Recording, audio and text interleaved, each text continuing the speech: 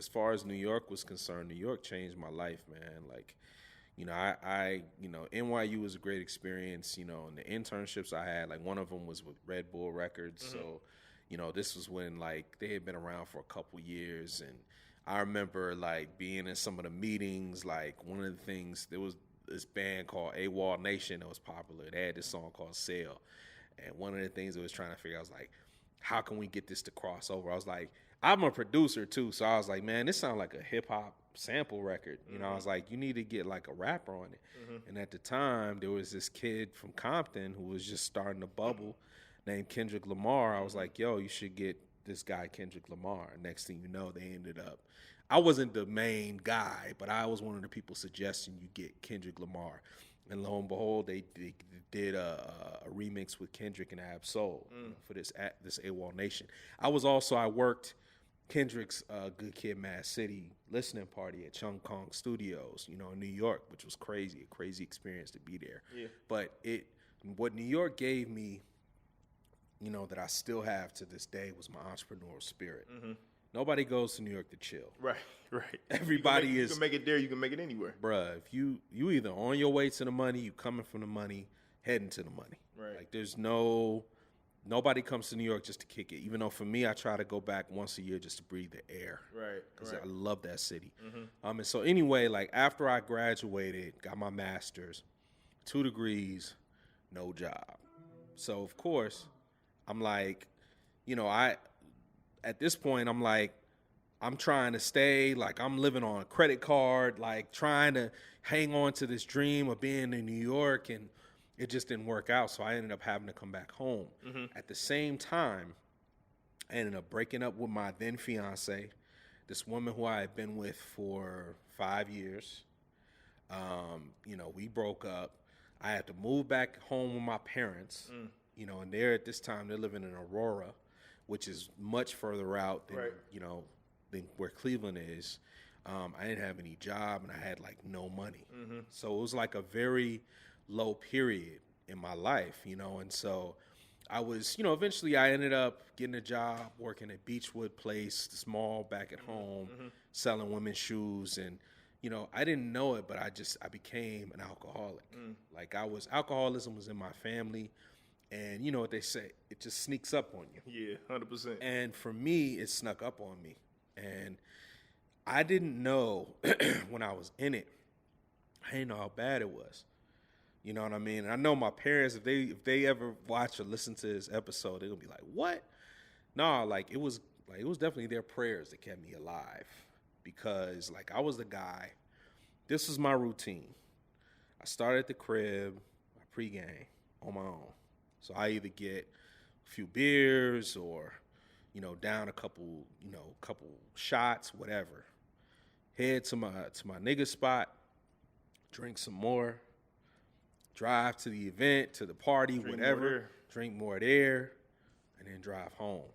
I done fell asleep at the wheel. I done bumped into people's cars. One time I got on the highway going the wrong way, like all kinds of crazy shit. And the craziest thing that happened was like this one night I was coming from this function downtown, and for whatever reason, I ended up pulling off on this exit by Newburgh Heights, which for those who don't know, the police station is right there, literally Newburgh, adjacent. not play. You know what I mean? Not play.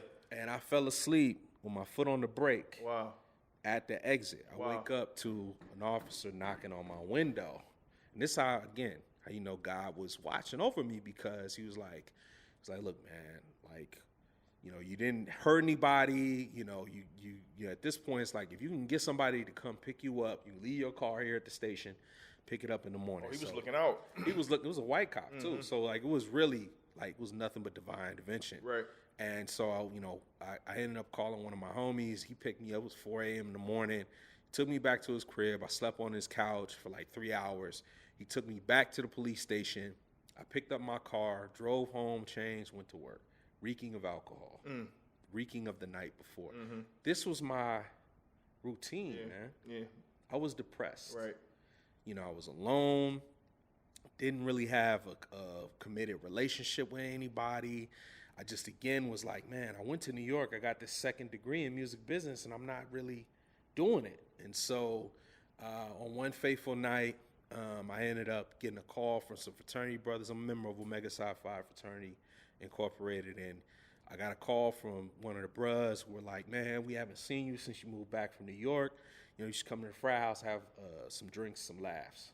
So, you know, I was like, all right, bet. I'll just, you know, have a couple drinks, whatever. So pull up to the frat house, you know, and I'm in there because, like, we have a liquor license at the house. But we not like bartenders, you know what I'm saying? So like you get liquor like license, you can do whatever you right, want. you can do whatever you want, right? Right. So like I'm getting like a splash of ginger, and like just douses like of What you was gasoline. drinking? Like I'm drinking brown. I'm a brown drinker, so I'm drinking like Crown. I'm Jack and drinking Crown. Jack. I'm drinking like Crown. Nope, none of that Crown Apple. I don't do Crown Apple. I'm drinking Crown. Yeah. With some Coke. Yeah. And you know, as I'm getting in my car and about to head home, I back into another brother's car. That's when it was like, I was so gone, I didn't know, you know, and a bunch of the brothers that were with me were also drunk. So eventually I couldn't blame them. Right. You know, and so like I ease on down the road and I get to where I'm about to hop on. Because again, I'm in Aurora, so I'm like 40 minutes away from home. And I was about to hop on the freeway. And right as I'm about to hop on the freeway, the police, I see the blue and red lights behind me. And then, you know, somebody had called because I was swerving. I get out of my car, failed sobriety test, the field sobriety test. I blew well over the limit, placed in handcuffs, taken to jail, to a holding cell. It was the worst night of my life. It was the low. I had hit rock bottom at that point. You know, and thankfully I had two parents I could call to come bail me out. Again, they're coming from Aurora. It's 3 a.m, so I'm gonna be there for a while. So they had me in this cell, and you know I'm in there by myself. I'm crying like crazy, like a baby. And what happened next was a very prophetic thing. You know, there was a voice that came to me. You know, some people call it the Holy Spirit, the universe, Buddha, whatever you want to call it. I also call it self, my subconscious. And the voice said two things. The first thing it said to me was to stop crying. I immediately stopped crying. Like the waterworks just stopped. And the second thing that it said to me was they can trap your body, but they cannot trap your mind.